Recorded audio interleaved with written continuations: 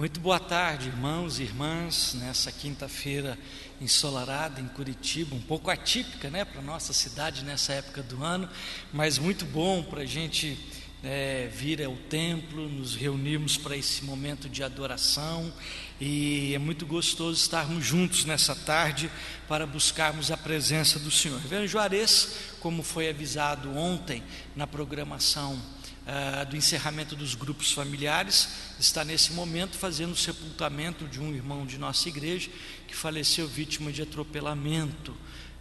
Um jornalista, um cronista esportivo, me fugiu o nome desse irmão, e ele faleceu ontem, e hoje está sendo exatamente agora o sepultamento no estádio do Curitiba, no Alto da Glória. Então nós estamos desprovidos nessa tarde da participação do Reverendo Juarez, mas quero convidá-lo nesse instante à leitura da palavra de Deus no livro de Efésios, epístola de Paulo aos Efésios, capítulo 6, versículos 10 a 20. Vamos nos pôr em pé. Eu quero convidar para que você participe dessa leitura alternadamente. Eu vou ler os versículos pares e a igreja responderá lendo os versículos seguintes. Efésios capítulo 6, é o último capítulo da epístola de Paulo aos Efésios. Efésios capítulo 6, versículos de 10 a 20. Efésios capítulo 6, versículos de 10 a 20. Quanto ao mais, sede fortalecidos no Senhor e na força do seu poder.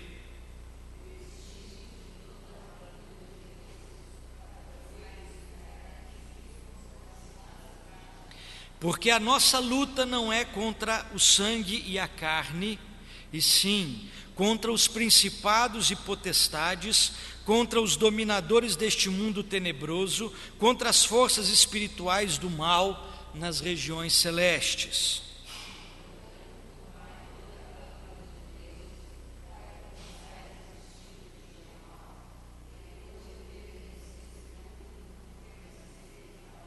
Estai, pois, firmes, cingindo-vos com a verdade e vestindo-vos da couraça da justiça, embraçando sempre o escudo da fé, com o qual podereis apagar todos os dardos inflamados do maligno.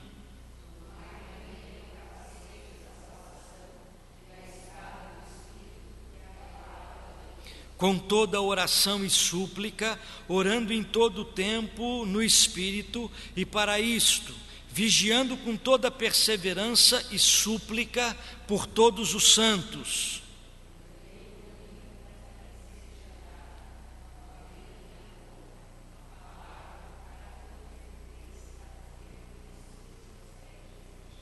Pelo qual sou embaixador em cadeias, para que em Cristo eu seja ousado para falar como me cumpre fazê-lo. Vamos ter uma palavra de oração nesse instante. Senhor, nós estamos reunidos nessa tarde para adorarmos o Teu nome, para bendizermos, reconhecermos os Teus feitos nas nossas vidas, na nossa história, na história da Tua igreja neste lugar. Aqui estamos, ó Deus, para exaltarmos o Senhor, que saia dos nossos lábios, ó Deus, bem como, ó Deus, do nosso coração, toda gratidão e expressão do reconhecimento de que sem Ti nós nada podemos fazer. E mais do que isso, nessa hora quando buscamos a Tua face, sabemos, ó Deus, que para resistirmos ao dia mau, para enfrentarmos, ó Deus, as ciladas do maligno, para confrontarmos, ó Deus, as forças espirituais do mal, necessitamos ser revestidos, ó Deus, da armadura que vem do Senhor, a armadura de Deus, a armadura da fé, para que possamos fazer frente, ó Deus, aos dardos inflamados do maligno, e nos vermos protegidos, libertos, vitoriosos sobre todo esse tempo, ó Pai. Que o Senhor, ó Deus, esteja aplicando esta verdade que acabamos de ler, a necessidade, Senhor, da armadura do Senhor nas nossas vidas, no coração, na caminhada, na vida e na família de cada um de nós que aqui estamos. É a nossa oração. Recebe a nossa oração, o nosso louvor. Também, ó Deus, conforta a família enlutada, enxuga dos olhos toda lágrima, fortalece o necessitado, o aflito, o enfermo. Ó Deus, nós te suplicamos isso. Visita também, ó Deus, os missionários, aqueles que estão em campos avançados, ó Deus, usando, empregando as suas vidas na proclamação do Evangelho, longe de familiares, às vezes em países, ó Deus, sozinhos, solitariamente. Faz, ó Deus, com que a tua presença se sinta, Senhor, adensada, mais verdadeira, próxima, Senhor, a cada um destes teus servos. É a nossa oração, é a nossa súplica, em nome de Jesus. Amém e amém. Ainda em pé, nós vamos cantar alguns cânticos espirituais.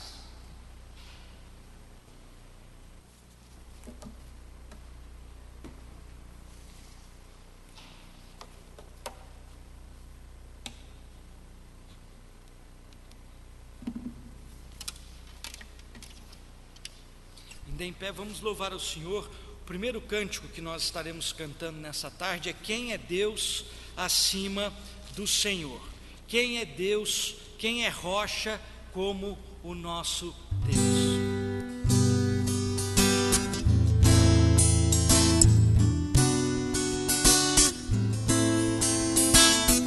Quem é Deus acima do Senhor?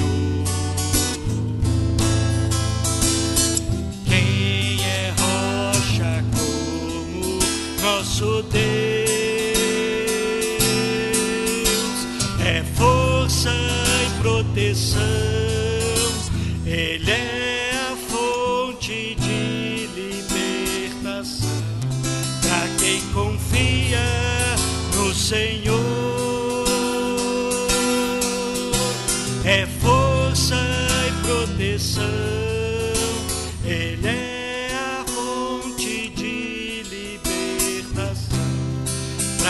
confia no Senhor. Quem é Deus acima do Senhor?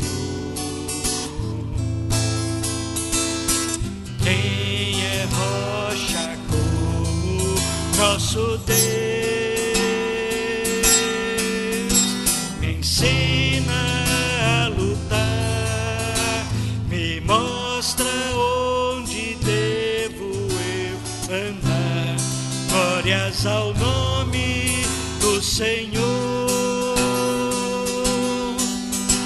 Me ensina a lutar, me mostra onde devo eu andar. Glórias ao nome do Senhor.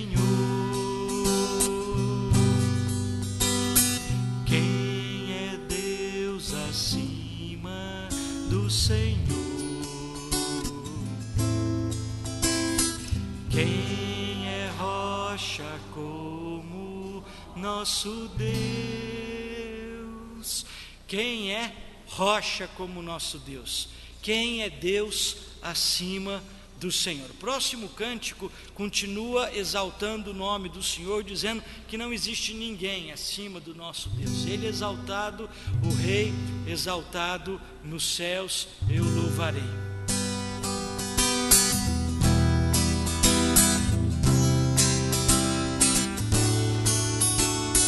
Ele é exaltado, o Rei exaltado nos céus, eu louvarei. Ele exaltado, para sempre exaltado, seu nome louvarei. Ele é o Senhor, sua verdade vai sempre reinar. Terra e céu glorifiquem seu santo nome. Ele exaltado, o Rei exaltado início.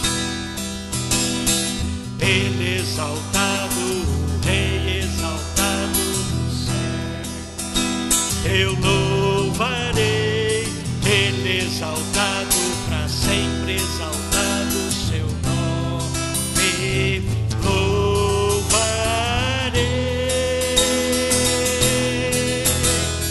Ele é o Senhor, sua verdade vai sempre reinar. Terra e céus glorificam seu santo nome. Ele exaltado, o Rei exaltado no céu.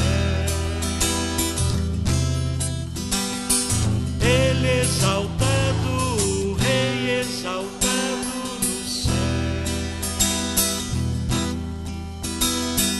Ele exaltado, o Rei exaltado nos céus. Continuamos engrandecendo e exaltando o nome do Senhor. Seja engrandecido, ó Deus da minha vida. Essa música tem uma diferença das demais que nós cantamos. Ela tem uma divisão de vozes. Nós chegamos lá num ponto da música que diz, os homens começam e as mulheres repetem. O pessoal acho que já conhece. Então as mulheres fazem a parte feminina, nós homens tentaremos fazer a parte masculina.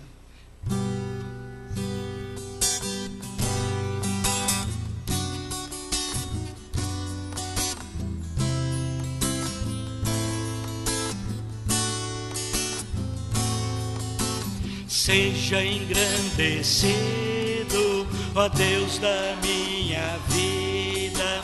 Tu és o Deus da minha salvação. És a minha rocha, a minha segurança. Meus lábios sempre te exaltarão. Aleluia,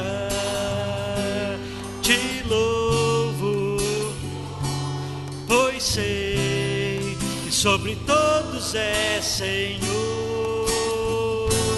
Aleluia, te louvo, pois sei que sobre todos é Senhor. Do início. Seja engrandecido, ó Deus da minha vida. Tu és o Deus da minha salvação. És a minha rocha, a minha segurança. Meus lábios sempre te exaltarão. Aleluia, te louvo, pois sei que sobre todos é Senhor. Aleluia, te louvo, pois sei que sobre todos é Senhor. Aleluia,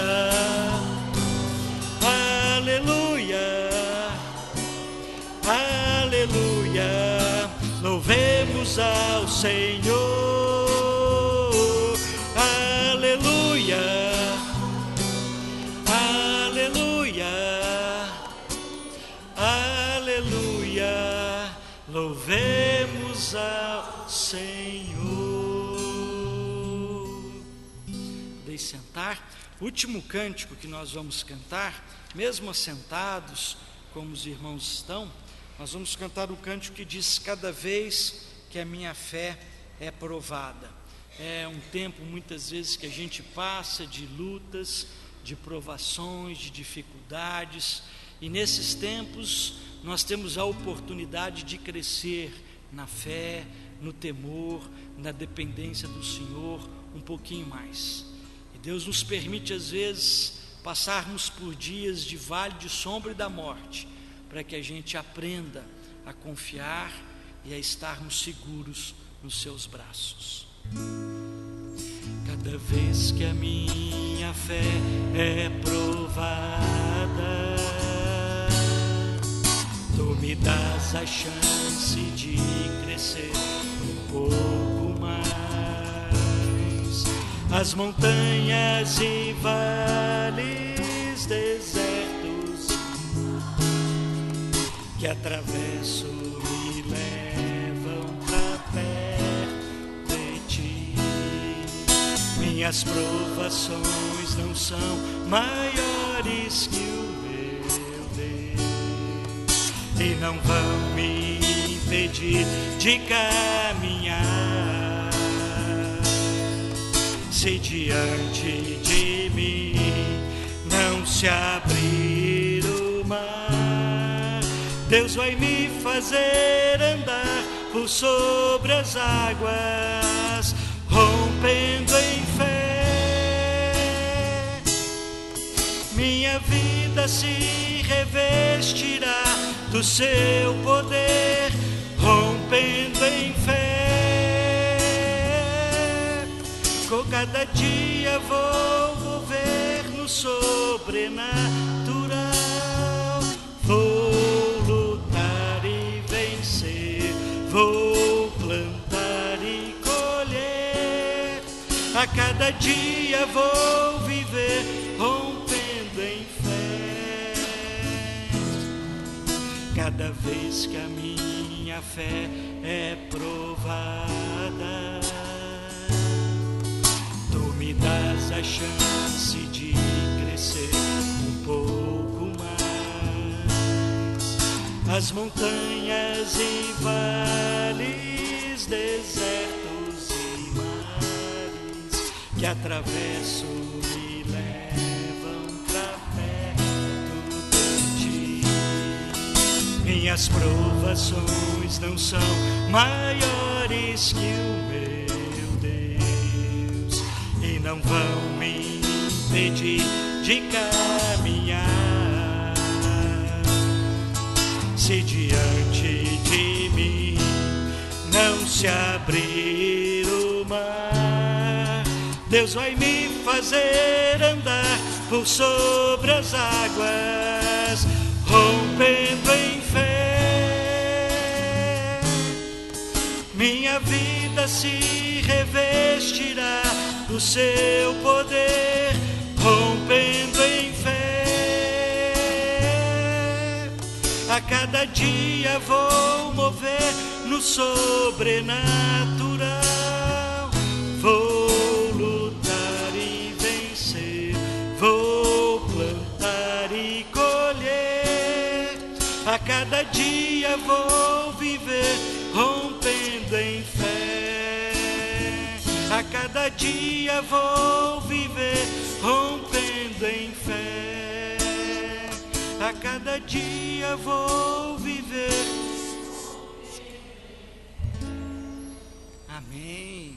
Eu queria convidar você nesse instante a um momento de oração, mas a um momento de oração conjunta, que você sentasse perto de alguém e que você compartilhasse desse momento um tempo de oração. Você pode talvez não conhecer a pessoa que está aí perto de você no banco, mas é a oportunidade, pergunta o nome, e aí você ore por ela, e ela ora por você. Então deixe o seu banco, se você estiver sozinho, se aproxime de alguém, ore com alguém.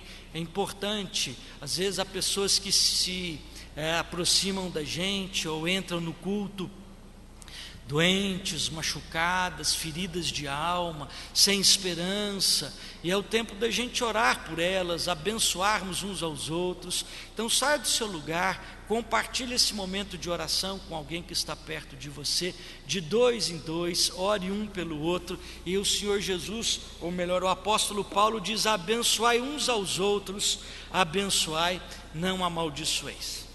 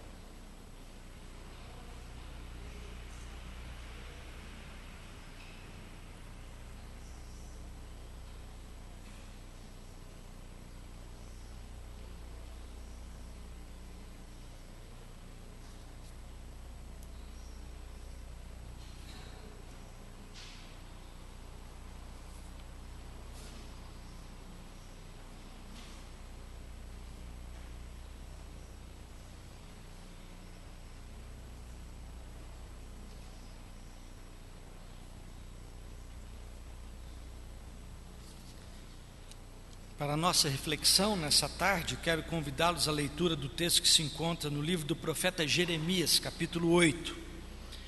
Livro do profeta Jeremias, capítulo 8, os versículos 21 e 22.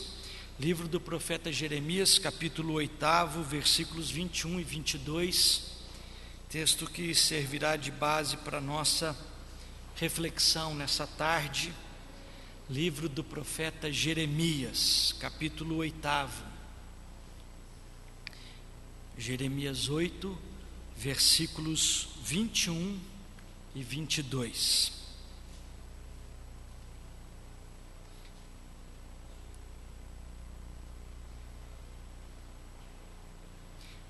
Leitura do texto diz assim: Estou quebrantado pela ferida da filha do meu povo.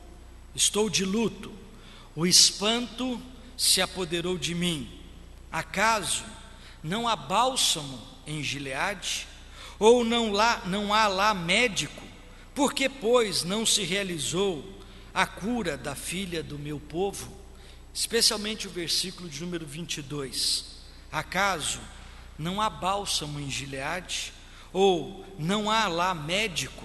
Por que é que então não se realizou a cura da filha do meu povo? Deus abençoe a sua palavra lida para nossa compreensão nessa tarde. Nós estamos nos aproximando do aniversário da igreja. Na verdade, no próximo domingo, dia 1º, nossa igreja completa quantos anos de organização? Vou dar uma dica, começa com 1, depois vem 2, depois vem 4, qual que é? 124, olha, ficou muito fácil, né?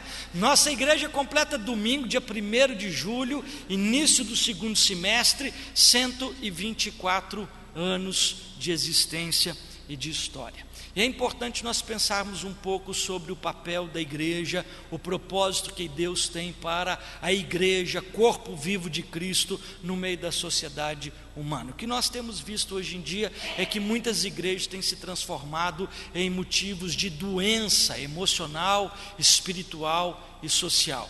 Alguns tipos de comunidades ditas cristãs estão mais produzindo pessoas enfermas do que propriamente curadas. Há muitas pessoas que estão hoje em dia amarguradas de espírito por conta de uma relação muito ruim com determinadas comunidades. Há comunidades que estão divididas, há comunidades em que há pessoas que fazem parte de grupos distintos que estão em guerra, em confronto umas com as outras, e isso massacra, machuca, fere muitas pessoas que estão dentro da comunidade. Há lugares em que o engano, a mentira, a falta de ética, de transparência geram desconfiança e uma série de fatores, e pessoas deixam de frequentar igrejas para ficarem soltas por aí e com aquela cisma, com aquele ceticismo no coração. Algumas igrejas, em nome de curas e milagres, estão anunciando que de fato não conseguem fazer e estão criando situações teatralizadas para tentar manter essa perspectiva, o que gera um descrédito enorme no coração de muita gente. Esses são alguns fatores que a gente cita de início para mostrar que hoje em dia aquilo que Deus pensou para ser um bálsamo na vida de um povo, de uma nação, de uma sociedade humana, não tem sido motivo de cura e de terapia. Igreja em muitos lugares tem sido motivo de enfermidade. E quando nós lemos esse texto nessa tarde, esse texto fala para a gente no versículo de número 22, acaso não há bálsamo em Gileade? Ou não há lá médico? Por que é que então não se tratou, não se realizou a cura da filha do meu povo? Eu gostaria de pensar com vocês nessa tarde sobre esse tema, a ação curativa do povo de Deus, a ação curativa, a ação terapêutica do povo de Deus na vida da sociedade humana. Gileade é uma região pedregosa do território montanhoso ao oriente do Jordão, um terreno acidentado, rico em florestas, pastagens e por conta disso também de goma aromática.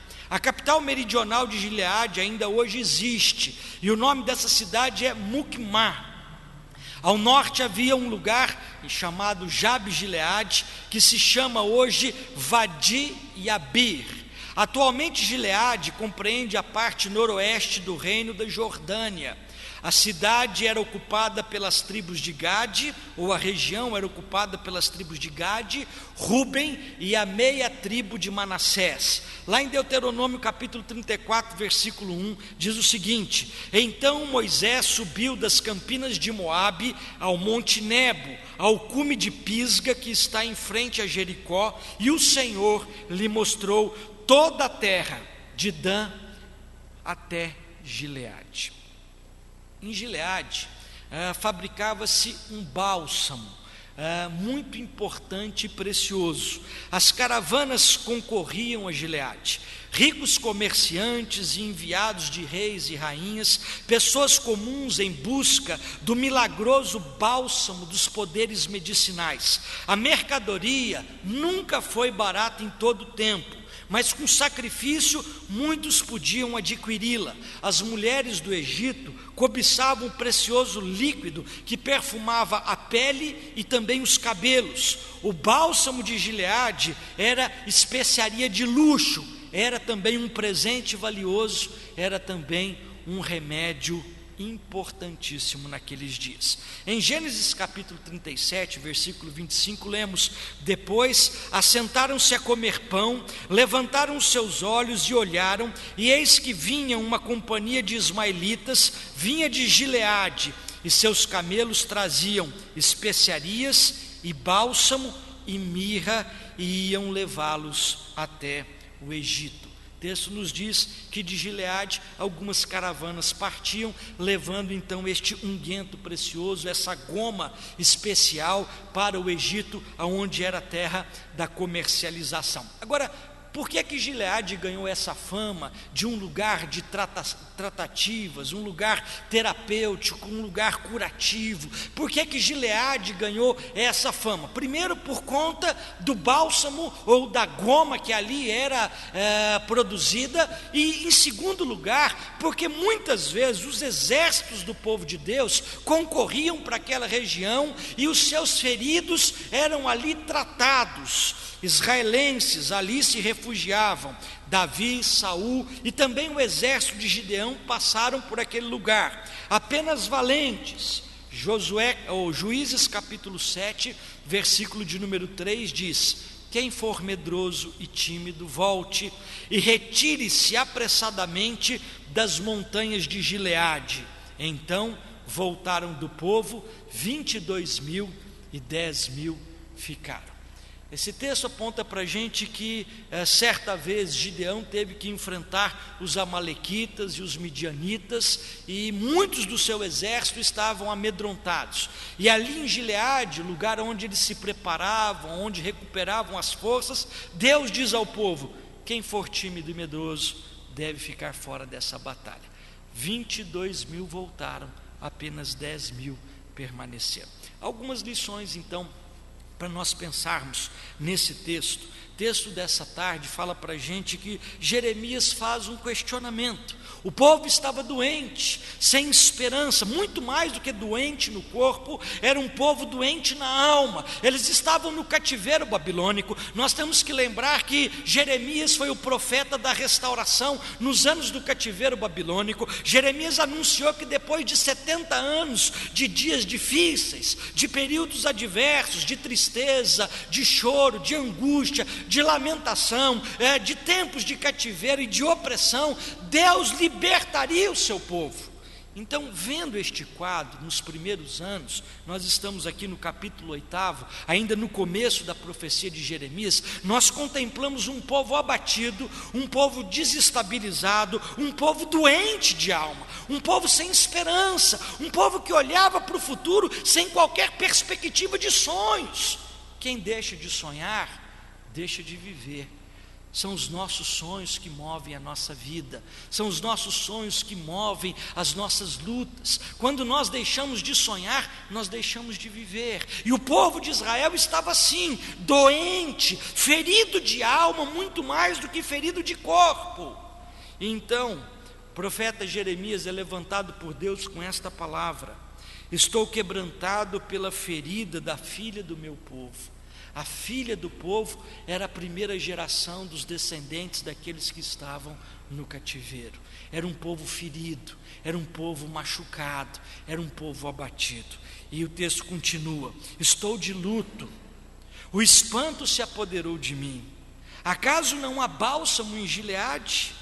Será que lá não há remédio? Não há uma goma que cure, que trate? Não há um bálsamo especial que refresque as feridas e os tempos de enfermidade do meu povo? E o texto continua: acaso também lá não há médico? Por que, pois, não se realizou a cura da filha do meu povo? Algumas palavras importantes que a gente precisa destacar para nós meditarmos. Primeiro, Jeremias diz que Deus questiona por que é que o povo estava doente, se em Gileade havia cura, se o seu povo necessitava de cura, por que é que o povo ainda estava doente? Primeira lição que esse texto nos apresenta: só há cura quando há diagnóstico certo, quando a gente de fato tem a compreensão de que nós necessitamos de cura, de que nós estamos doentes.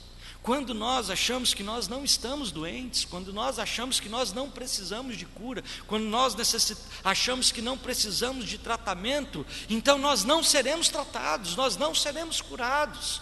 Não adianta você querer levar uma pessoa doente a ser tratada se ela diz: eu não estou com problema, eu não estou doente. Ela está quase morrendo, mas ela muitas vezes acha que não está com problema. Meu sogro passou no final do ano passado por uma cirurgia no coração, trocou a válvula, fez algumas pontes de safena. O quadro dele era muito grave, as plaquetas sanguíneas estavam bem baixas, mas ele dizia que não tinha nada. Eu não sinto nada, eu estou bem. E o médico disse assim: o senhor não pode fazer caminhada, porque o senhor vai morrer fazendo caminhada. No meio do caminho o senhor vai ter um piripaque, o coração do senhor está fraco, o senhor não vai aguentar. E ele dizia assim: eu não sinto nada. E várias vezes minha sogra quase teve que amarrar ele em casa, porque ele queria sair para fazer caminhada. Graças a Deus passou pela cirurgia e agora ele pode fazer caminhada. Mas como é difícil você pôr na cabeça de uma pessoa que o quadro dela não é saudável, o quadro dela está cheio de problemas. Às vezes há pessoas com a vida completamente torta nos padrões morais de Deus. Há pessoas que às vezes estão completamente desajustadas com aquele que é o padrão de Deus para a fé cristã. Mas elas dizem: eu não tenho problema nenhum, eu não preciso de cura, eu não preciso de Deus, a minha vida vai muito bem, o casamento está se arrebentando. E as pessoas estão dizendo: vai tudo bem, vai tudo bem, vai tudo bem. O povo daqueles dias estava prosperando materialmente na Babilônia, estavam longe de Israel, estavam distantes da casa de Deus, estavam distantes das promessas do Senhor. O povo que era a geração que sucedia a primeira geração do cativeiro, que havia nascido na Babilônia, já não se lembrava mais dos feitos do Senhor e nem da graça de Deus. E o povo dizia: está tudo bem com a gente. Quantas vezes nós estamos dizendo: está tudo bem conosco, mas não está tudo bem. Nossa fé está esfriando, a nossa realidade está desvanecendo. Às vezes a gente precisa dar uma olhada para o lado da gente para ver como de fato nós estamos debilitados, abatidos e enfermos. Nós fomos ao Egito e algumas coisas nos impressionaram no Egito. Visitamos uma igreja presbiteriana no centro do Cairo, e uma igreja presbiteriana no meio de um mundo muçulmano, no meio de uma oposição terrível, onde as mulheres são hostilizadas quando não usam os seus véus e as suas burcas, onde as mulheres não são valorizadas, não podem trabalhar fora de casa em hipótese alguma. E nós encontramos ali uma igreja presbiteriana, 7.000 membros, e a gente fica espantados, porque se a gente pegar todos os presbiterianos de Curitiba e da grande Curitiba, não passam de 5.000. Se a gente somar todas as igrejas presbiterianas, congregações presbiteriais, pontos de culto, não passam de 5.000. Nós temos liberdade no Brasil. Nós podemos sair com a Bíblia do lado de fora, nós podemos distribuir um folheto, nós podemos compartilhar com o vizinho de casa, nós podemos falar para o colega de trabalho do amor de Jesus, mas ainda assim, em meio a toda essa facilidade, nós estamos satisfeitos. Algumas das nossas comunidades em Curitiba não passam de 100 membros, estão satisfeitas. Enquanto a gente chega num estado de oposição, num país completamente fechado e adverso ao Evangelho, onde ser cristão é correr risco sério de vida, especialmente para as mulheres. Nós vemos uma igreja de 7.000 membros no centro da cidade, onde o templo comporta 1.200 pessoas, e quem chega atrasado não tem lugar para sentar, fica do lado de fora assistindo um telão no meio da rua. E nós temos um templo de 1.200 pessoas e a gente não consegue colocar 900 lá dentro. Será que nós não estamos doentes? Será que nós não precisamos pedir a Deus que cure as nossas vistas, que cure o nosso coração, que cure a nossa disposição de evangelização? Porque não é possível, queridos, nós temos tudo a nosso favor, mas temos igrejas acomodadas, letárgicas, acostumadas àquela vida gorda e tranquila de um evangelho que não impacta a sociedade. Se nós queremos cura, nós precisamos de diagnóstico certo, precisamos pedir a Deus que tire as vendas dos nossos olhos, precisamos enxergar a situação não com o fanismo denominacional, mas com a realidade dos nossos dias. A segunda lição que esse texto nos apresenta é que a cura é uma promessa de Deus. Se nós queremos cura, nós precisamos primeiro entender que estamos doentes. Segundo, se nós queremos cura, nós precisamos entender que cura é promessa de Deus, não é uma coisa inusitada. Deus estava questionando através do profeta Jeremias ao seu povo, dizendo: por que é que meu povo está doente? Por que é que a minha gente está assim? Ora, em Gileade tem bálsamo, tem médico. Deus quer o seu povo saudável, Deus quer o seu povo sadio, Deus quer o seu povo como um exército em pé. Deus mandou Ezequiel para um vale cemitério, e Ezequiel estava andando naquele vale cemitério, e Deus perguntou para Ezequiel: o que é que você vê, Ezequiel? Ele diz assim: eu vejo um vale de ossos secos, eis que estão sequíssimos. E Deus perguntou para Ezequiel: estes ossos aí podem reviver? E Ezequiel, um homem muito piedoso e temente a Deus, porém muito inteligente, pensou: se eu falar que esses ossos podem reviver, Deus vai dizer: então faça-os reviver. E quem é que disse que eu posso fazer esses ossos reviver? Se eu disser que esses ossos não podem reviver, Deus pode indagar: acaso há impossíveis para mim nas minhas promessas? Então Ezequiel ficou naquela situação, exprimido, apertado, num beco sem saída. E Ezequiel responde para Deus e diz assim: o Senhor sabe. A palavra de Ezequiel no capítulo 37 é muito sábia. O Senhor sabe se esses ossos podem reviver ou não, porque se o Senhor quiser fazê-los reviver, quem é que pode se opor? Nós cantamos nessa tarde: quem é Deus como o Senhor? Quem é rocha como o nosso Deus? Quem é como o Senhor, que faz coisas tremendas, que levanta um exército do meio de um vale de ossos secos? Agora, se Deus não quiser fazer, quem é que vai fazer? Quem é que poderá fazê-lo? Por isso, queridos, quando nós olhamos para a palavra de Deus, nós encontramos algumas passagens bíblicas muito interessantes. Por exemplo, livro do Êxodo, capítulo 15, versículo de número 26. O povo estava na caminhada em direção à terra prometida, e Deus diz assim: se ouvirdes atento a voz do Senhor teu Deus, e fizeres o que é reto diante dos teus olhos, e deres ouvidos aos seus mandamentos, e guardares todos os seus estatutos, nenhuma enfermidade virá sobre ti das que enviei sobre os egípcios, pois eu sou o Senhor Deus que te sara. Eu sou o Senhor que te sara.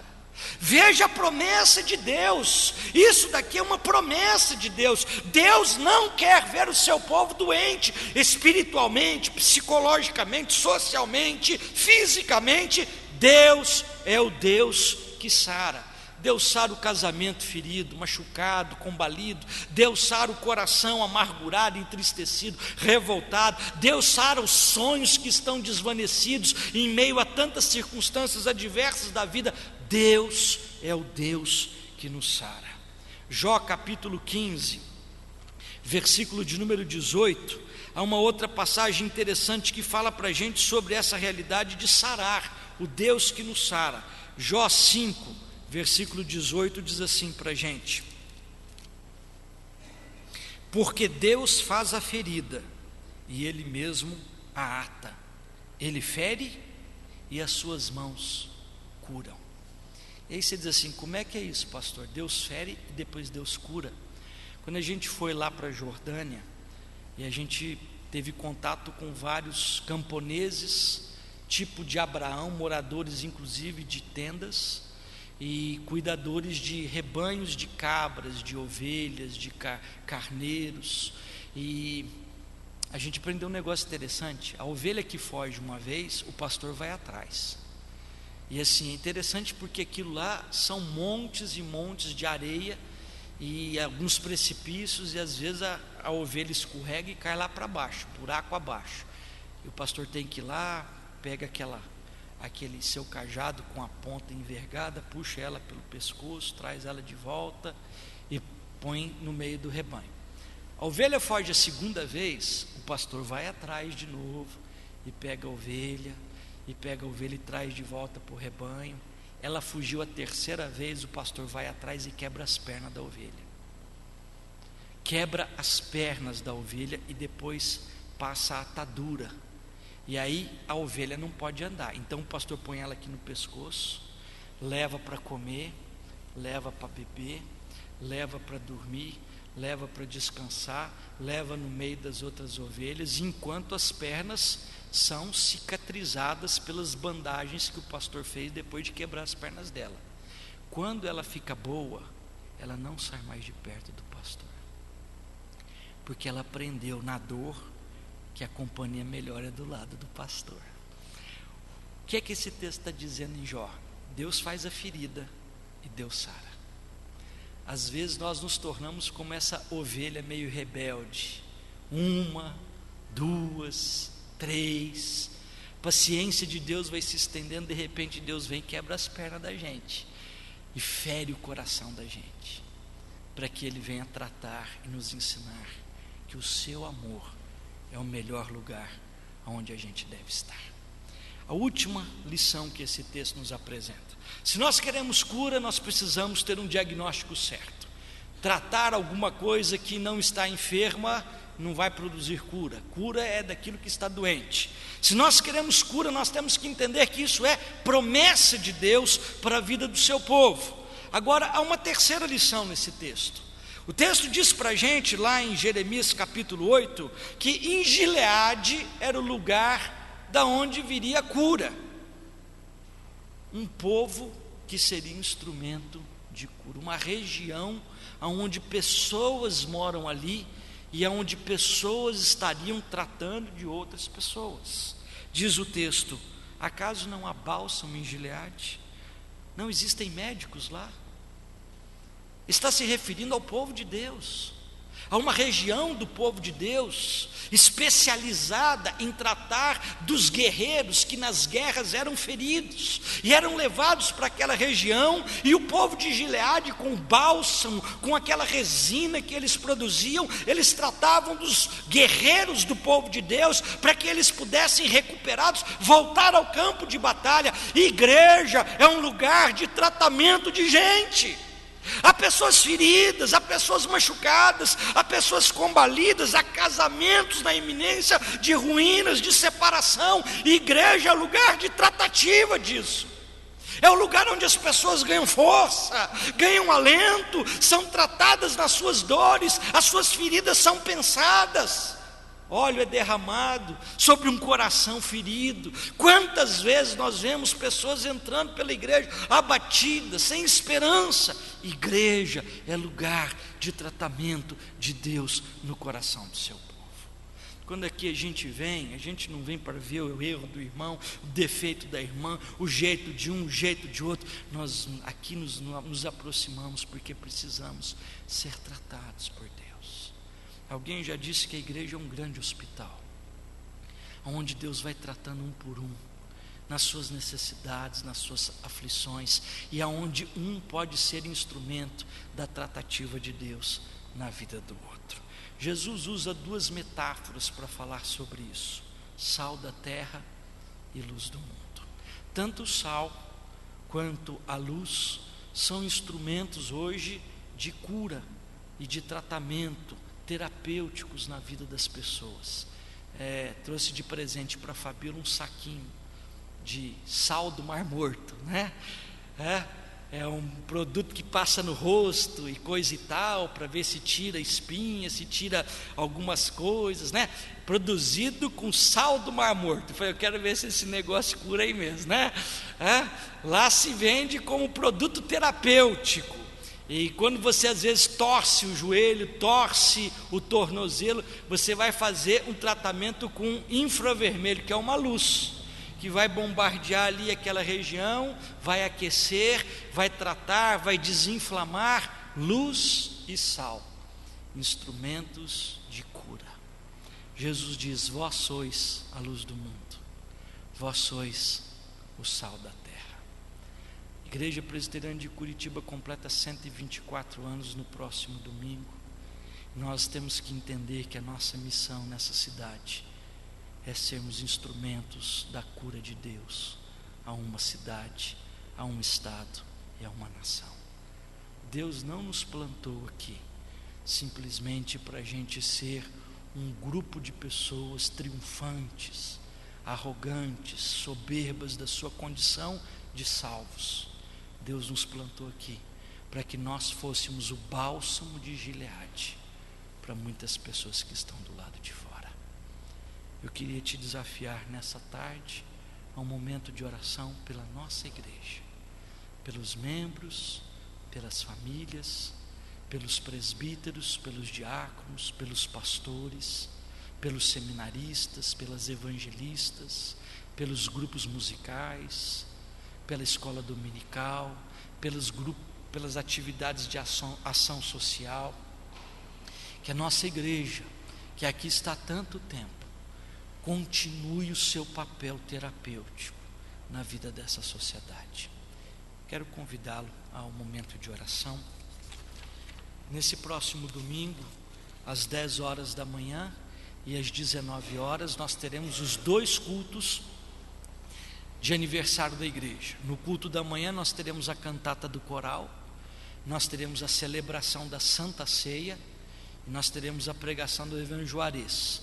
No culto da noite nós teremos a ordenação dos presbíteros e diáconos que foram eleitos, a investidura ao sagrado ministério do seminarista Arthur. O pastor Carlos estará pregando. Nós gostaríamos que você viesse, que você convidasse alguém. Certamente você conhece alguém desta cidade que precisa de ser tratado por Deus. É a oportunidade.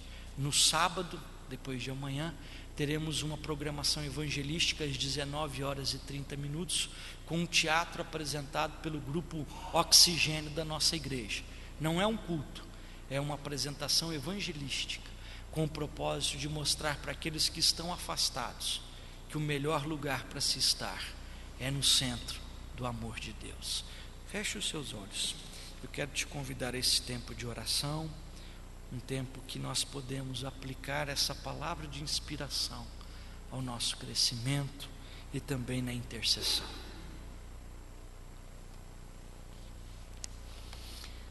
Acaso não há bálsamo em Gileade? Ou não há médico por lá? Por que, pois, o meu povo continua doente? Senhor, quando estudamos a Tua palavra, entendemos que a vontade do Senhor, ó Deus, é que a Tua igreja, o povo do Senhor, seja bálsamo de Gileade na vida de uma cidade, recuperando vidas, restaurando relacionamentos, tratando de corações feridos, de amarguras, de revoltas interiores, convertendo o coração dos pais aos filhos, dos filhos aos pais, minimizando, ó Deus, a guerra de gerações. Deus, nós te pedimos, ó Pai, que o Senhor esteja usando a nossa igreja como instrumento curativo do Senhor na nossa sociedade, que possamos, como homens e mulheres, servos do Senhor, igreja de Cristo, sermos, ó Deus, canais de bênçãos do Senhor na vida dos nossos irmãos, amigos, conhecidos, familiares, parentes, pessoas que passam por nós, clientes e tantas outras pessoas mais. Ó Deus, nós te suplicamos isso. Não nos deixe ser, ó Deus, instrumento de doença na vida de ninguém, de revolta, de incredulidade, de ceticismo, de descrédito do Evangelho. Que a nossa igreja, Senhor, não seja motivo de escândalo, como tantas outras têm sido no nosso país, motivo de vergonha, motivo, ó Deus, de realidades escondidas, ó Deus, que não são próprias do Evangelho da luz. Pai, que o Senhor preserve da liderança dos pastores, presbíteros, diáconos, líderes de sociedades internas, ministérios, grupos familiares, de música, escola dominical, congregações, até os mais simples, ó Deus, da nossa comunidade, aqueles que estão recém-chegados, que este lugar seja um lugar da cura do Senhor, que pessoas possam chegar aqui doentes de corpo e de alma, mas que possam sair tratadas por Ti. Afinal de contas, Jesus dizia que não viera para os curados, para os sãos não necessitam de médico, e sim os doentes. Que esta igreja seja os braços de Jesus na tratativa e na restauração daqueles que, aflitos e enfermos, necessitam de esperança em Cristo Jesus. É a nossa oração. Desperta-nos, acorda-nos dessa sonolência e dessa letargia para os desafios que nós temos no nosso mundo. É a nossa oração, em nome de Jesus, amém. Vamos nos colocar em pé, vamos receber a bênção do Senhor, e fica o convite para você. Dentro do boletim da igreja à porta você tem o panfleto do oxigênio, que você pode levar e convidar alguém para participar nessa programação especial. Que a graça do nosso Senhor e Salvador Jesus Cristo, o amor de Deus o eterno Pai, a comunhão, a consolação, o poder e a edificação do Espírito Santo sejam sobre todos nós hoje e sempre. Amém e amém. Dê um abraço na pessoa que está do seu lado. Que Deus te abençoe. Seja sal da terra, seja a luz do mundo.